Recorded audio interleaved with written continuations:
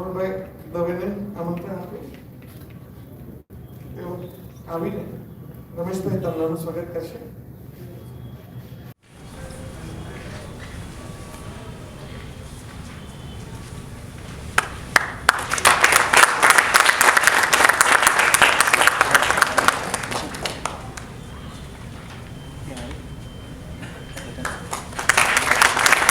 કાર્યક્રમમાં હવે આગળ વધતા આપણા જે અતિથિઓ આવેલા છે, સમય થયો છે એમને સાંભળવા. સૌથી પહેલા હું રમેશભાઈનો પરિચય જો આપું તો મને એવું લાગે છે કે શબ્દો થોડા ઓછા પડશે, કારણ કે એમના વિશે હું જે જાણું છું ને મેં જે લખ્યું છે ને મને લાગે છે એક બે પાના ભરીને છે. જી, એટલે એમાં આમાં જરા અતિશયોક્તિ નથી. એટલે રમેશભાઈ પોતે પત્રકાર, સંપાદક, લેખક, વક્તા, સમાજસેવક. પાટણ જિલ્લાના સમી તાલુકાથી એમણે શરૂઆત કરી. પત્રકારત્વમાં બીકોમ, એમાં જ માસ્ટર કર્યું. એમના જીવન સાથી અનિતાબેન પણ આ જ ફિલ્ડમાં અમદાવાદ ટુડે સાપ્તાહિક અને સંગોષ્ઠી ફીચર્સ એજન્સીનું સંચાલન કર્યું. 1999 થી 2013 સુધી એમણે અમેરિકાથી પ્રકાશિત થતા સાપ્તાહિક ગુજરાત ટાઈમ્સમાં મનવાસ પોતાની ઈચ્છાથી એમણે સરસ રીતે કામ કર્યું. તેમ સોશિયલ મીડિયામાં 2013 થી પોઝિટિવ પત્રકારત્વ આપણે જોઈએ છીએ કે આજકાલ નેગેટિવિટી બહુ વધી ગઈ છે. ત્યાં નયા સવેરા નામની ચેનલ, એના વાચકોને ખૂબ જ સુંદર જાણવા મળતી માહિતીઓ પીરસવામાં એટલે ખૂબ સુંદર પ્રતિસાદ મળ્યો. પોઝિટિવ શ્રેણીના એમના પુસ્તકો લોકો ખૂબ જ વખાણી રહ્યા છે અને લોકો એમને કેવી રીતે છે તો કે સમાજ માંડલિયાના પત્રકાર. આવા બહુ ઓછા પત્રકાર હોય છે કે જેને આવું સારું બિરુદ કે જે સમાજ માટે કંઈક કરવા, સમાજનું અજવાળું, એને ગુજરાતી સાહિત્ય પરિષદ દ્વારા શ્રી પરમાનંદ કુંવરજી કાપડિયા પારિતોષિક અપાયું છે. સમાજની સુગંધ પુસ્તકને સુરતથી નર્મદ સાહિત્ય સભા તરફથી નાનુભાઈ નાયક ચંદ્રક એનાયત થયેલો છે. તેમના પુસ્તકો વિશે એમને તો બોલાવીએ જ છીએ, પણ એમના પુસ્તકો વિશે પણ વ્યાખ્યાનો થતા હોય છે. તેમના પત્રકારત્વના યોગદાન માટે કથાકાર મુરારી બાપુના હસ્તે હરીન્દ્ર દવે સ્મૃતિ પારિતોષિક, ગુજરાત રાજ્યના જે તત્કાલ રાજ્યપાલ શ્રી ઓપી કોહલી સાહેબના હસ્તે શ્રી રમણલાલ શાહ સાધના પત્રકારિતા ગૌરવ પુરસ્કાર એનાયત થયેલો હતો. આ ઉપરાંત તેમને સારસ્વત એવોર્ડ રાજ્યપાલ શ્રી દેવવ્રત આચાર્યના હસ્તે થયેલો હતો. તેઓ હૃદયથી શિક્ષક છે ને એટલે હજી પણ ઘણી બધી યુનિવર્સિટીઓમાં પત્રકારત્વ ભણાવવા જાય છે. સાહેબ થોડું ટૂંકું કર્યું છે મેં. આઈ લાંબુ છે. નવી સવાર નામની યુટ્યુબ ચેનલના માધ્યમથી પોઝિટિવ સ્ટોરી ઉપરાંત સમાજ ઘડતર, લોક ઘડતર થાય તેવા વિડીયોનું નિર્માણ કરે છે. તેમના જીવનસાથી પણ લેખિકા, પત્રકાર, યોગ અભ્યાસી છે અને દીકરો અમેરિકામાં રહે છે જે એક ફિલ્મ મેકર છે. પણ હવે આપણે સાહેબને સાંભળીએ. રમેશભાઈ, હું આપને આવકારું છું કે આપ શા માટે વાંચવું જોઈએ એ વિશે અત્રે ઉપસ્થિત તમામને જણાવો. રમેશભાઈ તન્ના તાળીઓની સાથે.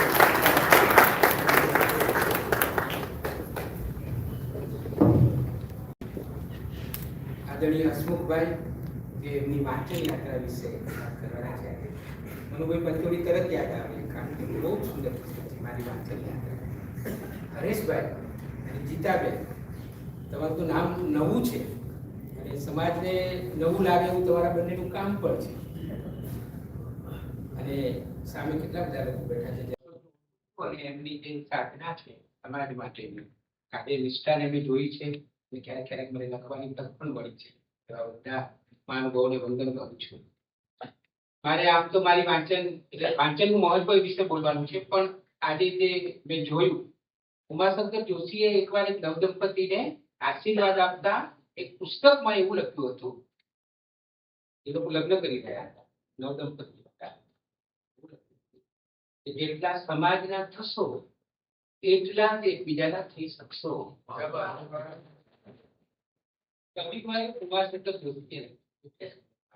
તમે જેટલા સમાજના થશો એટલા જ એકબીજાના થઈ શકશો, એનાથી વધારે પણ નહીં જાય. એનાથી પરેશભાઈ અને ગીતાબેન, તમે સમાજના થયા છો, મને ચોક્કસ ખાતરી છે કે તમે બંને પણ નજીક આવ્યા છો, કારણ કે તમે સમાજની નજીક ગયા છો.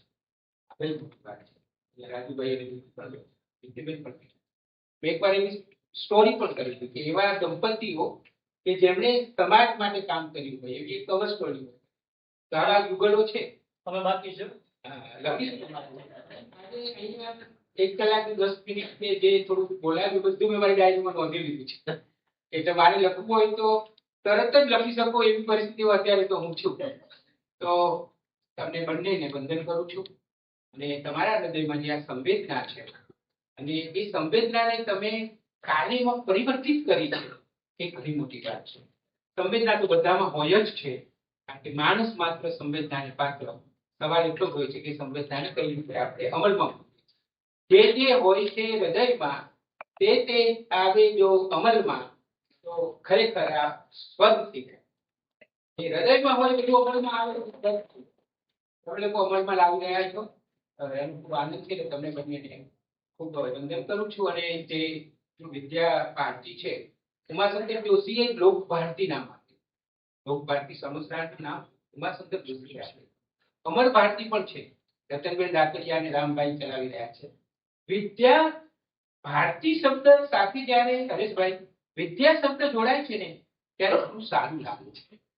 કારણ કે આ જે ભારતી છે, જેને આપણે ભારત માતા પણ કહી શકીએ, એ ખરેખર ત્યારે જ સાચા અર્થમાં ગૌરવવંતી થશે જ્યારે એનામાં વિદ્યા ઉમેરશે. એટલે ભારતીમાં વિદ્યા ઉમેરવાનું જ કામ સૌથી પહેલું અને સૌથી મોટું છે. એ થઈ રહ્યું છે, એનો આનંદ છે. હજી ઘણું કરવાનું બાકી છે, એ આપણને બતાવે છે કે આપણે બધાએ હજી બાકી આ બધું ઘણું કામ. હવે મને 15 મિનિટ આપી છે, એમાં હું 5-7 મિનિટ જે સંવેદના છે ને, આવા બાળકો સાથે હું પણ વર્ષોથી જોડાયેલો છું. સેવા વસ્તીના બાળકોને હું નિયમિત રીતે 5 વર્ષથી ભણાવું છું માનવ સાધના નામની સંસ્થામાં. અને RSS હમણાં અમદાવાદમાં 85 જ્ઞાન કેન્દ્રો કર્યા છે. તો એ જ્ઞાન કેન્દ્રમાં પણ જઉં છું અને જ્યાં જ્યાં મને તક મળે છે ત્યાં હું બાળકોએ મારી નબળાઈ છે. હું રિપોર્ટિંગ કરવા માટે હસમુખભાઈ કોઈ ગામડામાં ગયો હોઉં ને તો ભાગ્યે જ હું એ પ્રાથમિક શાળામાં ગયા વગર પાછો આવ્યો. હું આચાર્યજીને મળું, મારી ઓળખાણ આપું અને કહું કે મને તમારા બાળકો આપો 1 કલાક. પછી હું બાળકો જોડે ખૂબ મજાક કરું, એમની વાર્તાઓ કહું, ગીતો ગવડાવું, ભણાવું પણ કરું, કારણ કે મને ગમે છે. તો નવી આ જે બાળકો છે માનવ સાધનાના, એની જે સંવેદનાનું સ્તર મેં અનુભવ્યું એની 1-2 ઉદાહરણો આપું અને પછી મારી થોડી વાંચનની પણ વાત કરું. કે એકવાર મનસુખ સલાને લઈને હું ગયો. મારો દીકરો અમેરિકા ભણવા ગયો ને હસમુખભાઈ, ત્યારે મને એવું મન થયું કે આ 1800 બાળકોને હું ભણાવું છું અને મારે કંઈક ભેટ આપવી જોઈએ. તો મેં 1800 બાળકોને દરેક બાળકને એક ઉત્તમ પુસ્તક ભેટ આપ્યું. હું પોતે બધા પ્રકાશકો પાસે ગયો, વય જૂથ પ્રમાણે મેં પુસ્તકો પસંદ કર્યા.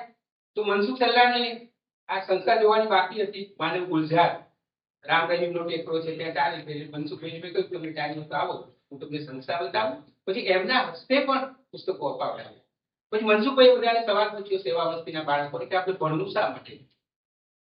જુદા જુદા જવાબો મળ્યા. એક નાનકડી છોકરીએ કહ્યું કે આપણે ભણીએ તો આપણામાં માનવતા આવે, આપણામાં મેં મનસુખભાઈને કહ્યું કે મનસુખભાઈ તમે મનુભાઈ પંચોળી જોડે કામ કર્યું, લોક ભારતીમાં 40 વર્ષ આચાર્ય રહ્યા, એ પછી તમે એક પુસ્તક લખ્યું જેનું નામ છે માનવતાની કેળવણી. આ દીકરીને ખબર છે કે કેળવણી અને માનવતા એક સિક્કાની 2 બાજુ છે. સેવા વસ્તીની દીકરી છે. એ આવો જ પ્રયોગ પછી મેં કર્યું. 10મું કેન્દ્ર ચાંદખેડામાં શરૂ થયું તો હું બધા બાળકો માટે પુસ્તક લખી. બધા બાળકોને મેં પૂછ્યું કે આપણે ભણવું શા માટે જોઈએ. એક છોકરી, દેવી પૂજકની છોકરી, દિવાળીને અડીને બેઠી હતી અને આંગળી ઊંચી કરીને મને કહ્યું કે આપણે ભણીએ તો આપણી ગરીબી દૂર કરી શકીએ. આ સાચી વાત છે. પછી હું બીજા છોકરાઓને જવાબો લેવામાં રોકાયો. તે એ દીકરીએ બીજી વાર પણ આંગળી ઊંચી કરી કે વિચારતી કે મેં નોંધ્યું કે વિચારી રહી છે હજી. અને બીજી વાર આંગળી ઊંચી કરી. તો મેં પૂછ્યું બેટા હજી તારે કંઈ કહેવું છે? તો કે હા. હવે જવાબ સાંભળજો. સેવા વસ્તીના બાળકોની સંવેદના કયા સ્તરની હોય છે એ બાળકીએ કહ્યું. અને જો આપણે ભણીએ તો બીજાની ગરીબી દૂર કરવામાં મદદ કરશે. એક કેન્દ્ર ઉપર મેં છોકરાઓને પૂછ્યું કે તમે મોટા થઈને શું થવા માંગો છો? તો એક દીકરીએ મને જવાબ આપ્યો કે મારે પોલીસ થવું છે. નવાઈ લાગી. તો શિક્ષક જવાબ આપતો તો ડોક્ટર કહેતી તો પણ આ દીકરીએ કહ્યું કે મારે પોલીસ થવું છે. તો મેં પૂછ્યું મેં કેમ તારે પોલીસ થવું છે? તો એનો જવાબ સાંભળ્યો. એને કહ્યું કે મારે એટલા માટે પોલીસ થવું છે કે જે લોકો ખોટા કામો કરે છે એને મારે સમજાવવું છે કે ખોટા કામો ન કરાય. સજા કરવાની વાત નથી, સજા કરવાની વાત નથી. આવા તો એટલા બધા અનુભવો થયા છે. અહીંયા એક વાક્ય મેં વાંચ્યું, આઈ વોન્ટ ટુ સ્ટડી. તો એકવાર અમે આવા સેવા વસ્તીના બાળકો જે ભણી ન શકતા હોય એને વીણવા ગયા, એ બગીચામાં ફૂલો વીણીએ ને એમ. તો અમે લોકો એક ગલીમાં ગયા, તો એ ગલીમાં રહેતા નાના છોકરાઓએ કહ્યું કે અહીંયા એક છોકરો રહે છે. તો બાનું પકડાયું તો એ બેન કે ના, અહીં કોઈ નથી રહેતું. હવે પેલા છોકરાઓ કે અમે તો પછી પેલા બેન કે અમને આવા કીધું પાણી તો પીવડાવો. તો પછી કહ્યું કે આ બધા છોકરાઓ તો કહે છે કે તમારો છોકરો છે, એને ભણાવીએ આપણે, ભણાવવાનું કેન્દ્ર હતું. તો એની મમ્મીએ બહુ દલીલો કરી. પછી કે આ છે સૂતો છે પણ હવે એ તો વિકલાંગ છે, દિવ્યાંગ છે અને એ નહીં ભણી શકે, એ તો ઊભો નથી થઈ શકતો, બે ડગલા ચાલી નથી શકતો. પછી અમે લોકોએ બહુ દલીલો કરી. અમારી વાતચીત ચાલે છે ત્યાં અંધારામાંથી એક અવાજ આવ્યો. મેં લખ્યું છે આના વિશે, આ આખો સરસ પીસ કર્યો, સત્ય ઘટના છે. હવે એનું ભરત હતું ના. તો અમે એના મમ્મીને સમજાવતા હતા, કન્વિન્સ કરતા હતા કે તમે એવી ચિંતા ના કરો, અમે લઈ જઈશું એને, એ ચાલી નહીં શકે તો અમે લઈ જઈશું. અંધારામાંથી એક અવાજ આવ્યો, એનું નામ ભરત હતું. ભરત ભણશે.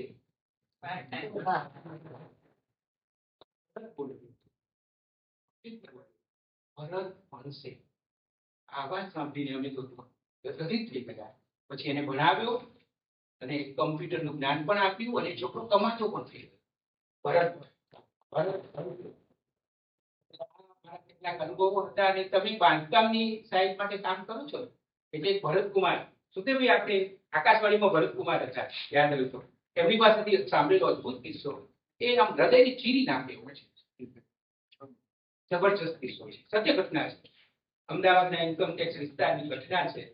સવારમાં 10-11 વાગે કોઈ વ્યક્તિ બહુ ઝડપથી પસાર થઈ રહી હતી અને આદિવાસી બહેન ફૂટપાથ ઉપર રહી અને રોટલો ટીપતી હતી. 3 ઈંટો મૂકી હતી, તાવડી હતી ને આમ એના હાથમાં. તો માટલું રહી ગયું હતું. તો પેલા જે ભાઈ પસાર થતા હતા એમનો પગ માટલા જોડે અડી ગયો. તો એ ગુસ્સે થયો, કોનું છે માટલું? ત્યાં 50 લીટરનો રોટલો તાવડી પર મૂકીને બેન ઊભી થઈ ગઈ. પહેલા તો માટલું લઈ માફી માંગી. અને સોરી કહેતા નહીં આવડતું હોય પણ માફી તો માંગી દીધી. પણ જેમ જેમ મુદ્દો મોટો હોય અને પૈસા વધારે હોય એમ ગુસ્સાની તીવ્રતા વધારે હોય છે. જલ્દી શરૂ નથી જતો એ ગુસ્સો. તો એ કે આમ વચ્ચે હું પડી ગયો હોત તો, હવે એણે એમ ના કીધું કે તમારું માટલું તૂટી ગયું હોત તો, કે હું પડી ગયો હોત તો. રસ્તામાં આ રીતે માટલું મુકાતું હશે અને આ ફૂટપાથ છે તો ચાલવાની જગ્યા છે, તમને ફૂટપાથ ઉપર રહેતા શરમ નથી આવતી? હવે જવાબ સાંભળો. બેને કહ્યું કે સાહેબ, અમને તો રસ્તામાં ફૂટપાથ ઉપર રહેવાની ઘણી શરમ આવે છે, તમને કોઈના ઘરની વચ્ચેથી પસાર થતા શરમ નથી? તો આ તો અમારું ઘર છે, આ મારું ઘર છે. ઘણી વાર એમ થાય કે સ્વતંત્રતાને આટલા બધા વર્ષ થયા તો કેમ હું તો ભાઈ આજે પણ ગામડામાં રિપોર્ટિંગ કરવા જાઉં તો રડી પડું છું. મને થાય કે આપણે પ્રાથમિક શિક્ષણ પણ નથી આપી શક્યા. આપણી કઈ સ્થિતિમાં આપણા વિકાસની વ્યાખ્યાઓ કઈ છે?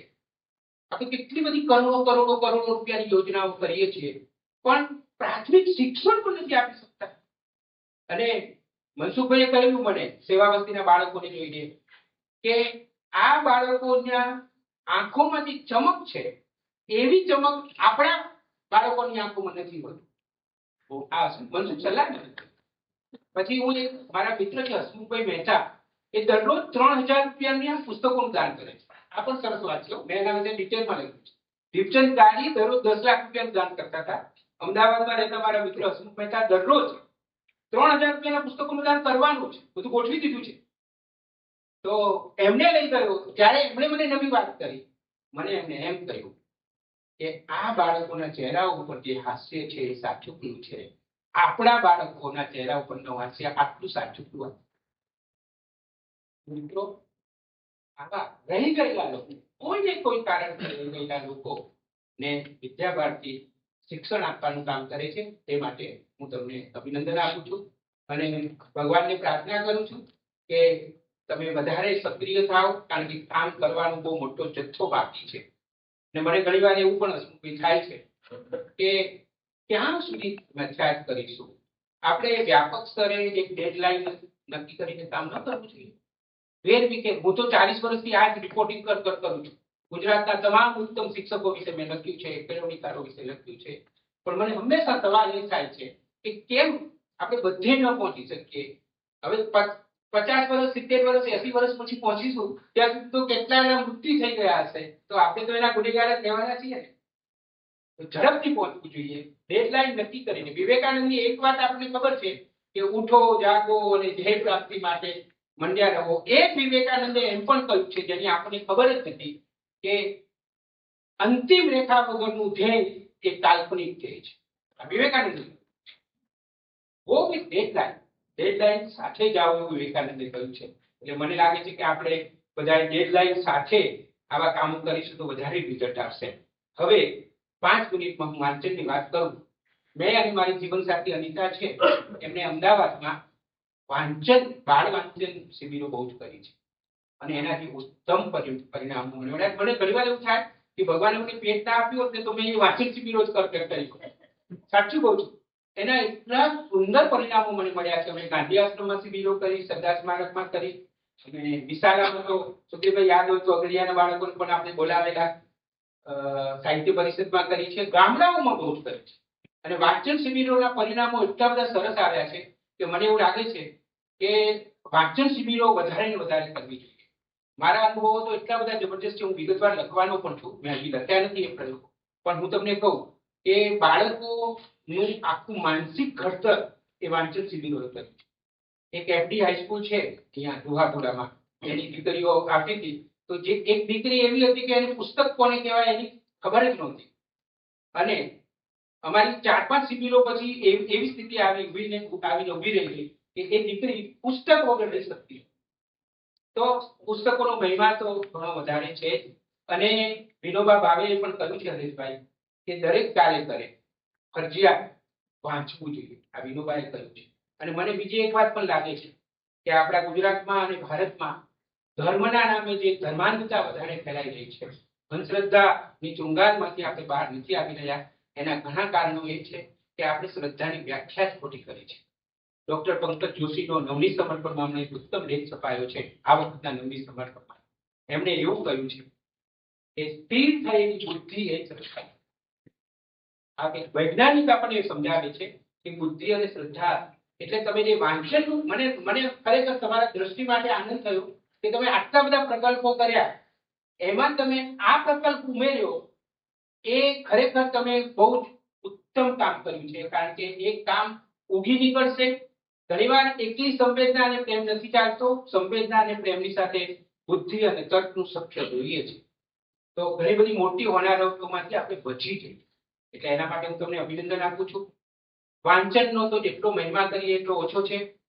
અને હું સદનસીબ છું. આ પણ કેવી ચમત્કાર જેવી વાત છે કે મારી માં ભણેલી નહોતી. મારી માનું નામ પ્રભાબેન ચંદા. એ સ્કૂલે જઈ શકી નહોતી, પણ આજે હું ઊભો છું અને માતૃભાષા ગુજરાતી માટે મને માન છે કે એના માટે હું થોડું ઘણું કામ કરી રહ્યો છું, કે મેં 40 થી વધારે પુસ્તકો લખ્યા છે, કે મારી પાસે જે શબ્દ છે, સંવેદનશીલ શબ્દ છે મારો, એનો બધો જ યશ મારી માને આપું છું. હું વાંચતા શીખ્યો ત્યારે હસમુખભાઈ, મારા હાથમાં મારી માએ રામાયણ, કારણ કે એ રામ ભગવાનનું રામ ભક્ત, અને મને કહ્યું કે તારે દરરોજ હવે રામાયણ વાંચવાની છે. ને હું આંખો બંધ કરીને અમરાપુરમાં જઉં તો અમારી ગામની વોસરીમાં ફાનસના અજવાળે, અને ફાનસ નહોતું ત્યારે ચીમનીના અજવાળે મેં વર્ષો સુધી રામાયણનો પાઠ મારી માને વાંચી શક્યો. એને નવલકથાઓ બહુ ગમતી. વચુ કોટક, હરકિશન મહેતા, ગોવર્ધનરામ ત્રિપાઠી, એ ભણેલી નહોતી, પણ એને બધી બહુ જ ગમતી. એને વાંચવાનું થતું કે રમેશ એ કહે કે મને કેટલો અફસોસ થાય છે કે હું કેમ ના ભણ્યું. મેં કીધું માં હું છું ને, અમે બા કહેતા. અને સૂરજના અજવાળે ગુજરાતી ભાષાની ઉત્તમ કૃતિઓ મેં ખાટલા ઉપર બેસીને મારી માને સંભળાવી છે. હું યાદ કરું છું કે મારી માને મેં આ બધી વાંચી સંભળાવી હતી. મિત્રો, હું તમને કહું કે આપણે બધા છે ને બહુ પલાયનવાદી છે. આપણે છે ને વિકલ્પો આપ્યા વગર ફરિયાદો કરવા વાળી પ્રજા છે. હું તમને કહું કે આપણે એવી ફરિયાદો કરીએ છીએ કે વાંચન ઘટી ગયું છે, બાળકો વાંચતા નથી. પણ તમે વિચાર કરો કે બાળકો વાંચતા થાય એ માટે શું કર્યું? તમે શું કર્યું? માતા તરીકે તમે શું કર્યું? પિતા તરીકે તમે શું કર્યું? સમાજ તરીકે તમે શું કર્યું? તમે તમારા બાળકોને કોઈ દિવસ ઉત્તમ પુસ્તકો વાંચીને લાવીને આપ્યા છે? વાંચીને સંભળાવ્યા છે? આપણે ફરિયાદ કરવાનું બહુ ગમે છે. આપણે ફરિયાદ કરવાનું બહુ ગમે છે, પણ આપણે ઉકેલ, મને તો એવું લાગ્યા કરે છે કે આપણા દેશમાં સતત ફરિયાદો સંભળાય છે. ક્યાંય ઉકેલનો કોઈ વિચાર જ કરતો કે આ છે તો છે. હવે આપણે મોટા ભાગનો સમય મને એવું લાગે છે કે બગાડી દઈએ છીએ કે એના માટે કોણ જવાબદાર છે? છગન જવાબદાર છે, આ પક્ષ જવાબદાર છે, આ વિચારધારા જવાબદાર છે. અરે મારા ભાઈ, જે જવાબદાર હોય તે એની બાજુ પર મૂકો. આને કેવી રીતે આ તો સુધારવાનું છે, એના ઉપર ફોકસ કરીને આપણે કામ ન કરી શકીએ. વાંચન ઘટી રહ્યું છે, ચલો સાચી વાત છે કે વાંચન ઘટી રહ્યું છે. હું તો બાળકો સાથે એટલું બધું કામ કરું છું અને હું તમને કહું કે મેં એવા પ્રયોગો કર્યા છે કે ટીવી ચાલુ હોય અને પછી મેં બાળકોને પુસ્તકો વંચાવ્યા હોય તો બાળકોએ ટીવી બંધ કરાવી હોય. આવા પ્રયોગો મેં કરેલા છે. કારણ કે વાર્તાઓમાં તાકાત છે, સાહિત્યમાં તો ઘણી બધી તાકાત છે. AI ના જમાનામાં મારો ટાઈમ પૂરો થઈ ગયો છે, ખાલી 1 જ મિનિટમાં તમને હું કહું કે મનોવિજ્ઞાન એવું કહે છે કે વાંચનની તાકાત શું છે? વાંચનની તાકાત એ છે કે તમારું જે મન હોય છે, તમારું જે બ્રેઇન છે, એને પુસ્તકો નિષ્ક્રિય નથી થવા દેતા, સક્રિય રાખે છે. એટલે હું પત્રકારત્વનો વિદ્યાર્થી અને અધ્યાપક ભણાવવા પણ જાઉં છું. તો અમારામાં એવું કહેવાય છે કે જે મીડિયા છે, જેને આપણે જોઈ શકીએ છીએ, વિડીયો, એ કોલ્ડ મીડિયા કહેવાય છે. કારણ કે એ તમારા મનને નિષ્ક્રિય કરી નાખે છે. પણ પુસ્તકો એ હોટ મીડિયા કહેવાય છે. કેમ? એ તમને સક્રિય કરે છે. બરાબર છે. પન્નાલાલ પટેલ ની મળેલાથી હું વાંચતો હોઉં ને તો હું જેમ જેમ વાંચતો જાઉં એમ પન્નાલાલ પટેલે જે કાળ ઉભો કર્યો છે એ પન્નાલાલ પટેલનો કાળ છે. પણ જ્યારે હું વાંચું છું ત્યારે એક મારો કાળ હું મારા મુદ્દા ઉભો કરતો. હું પણ કમ્પ્લીટ કરી દઉં. દરેક પુસ્તકમાં વાચકને સર્જક બનાવી દેવાની તાકાત છે. આ એનો મહિમા છે. એટલે અહીંયા બેઠેલા બધા લોકોને મારે વિનંતી કરવાની છે કે વાંચન ઘટી ગયું છે કે ઓછું થયું છે એ બધામાં ન પડીએ, પણ આપણે બધા આપણા પરિવારમાં, આપણી આજુબાજુના વાતાવરણમાં વાંચન, અને એ પણ સત્વશીલ વાંચન. ગેરસમજ નહીં કરવાની કે વાંચવું એટલે વાંચવું. મગજ બગાડે એવા પુસ્તકોની સંખ્યા પણ હવે ખૂબ વધી ગઈ છે. મનુભાઈ પંચોળીએ હસમુખભાઈ વાંચન યાત્રામાં લખ્યું છે, અમુક પુસ્તકોના નામ લખીને, કે કેટલાક પુસ્તકો વાંચીને હું તરંગી થઈ ગયો. એટલે યોગ્ય સમયે યોગ્ય પુસ્તકો વાંચવા જોઈએ, અમુક પુસ્તકો ન પણ વાંચવા જોઈએ. આપણે વિવેક હોવો જોઈએ. મારી પાસે સમય ઓછો છે, પણ હું 11 દરિયા ભરીને તમારી આખી ટીમને અભિનંદન આપું છું અને ભગવાનને પ્રાર્થના કરું છું કે તમારી સંસ્થાને હજી વધારે ને વધારે શક્તિ આપે, તમે વધારે ને વધારે સુંદર કામ કરો. અને હું પણ તમારી જે હસમુખભાઈને સાંભળવા માટે આતુર છું. એટલે હું મારી વાણીને વિરામ આપું.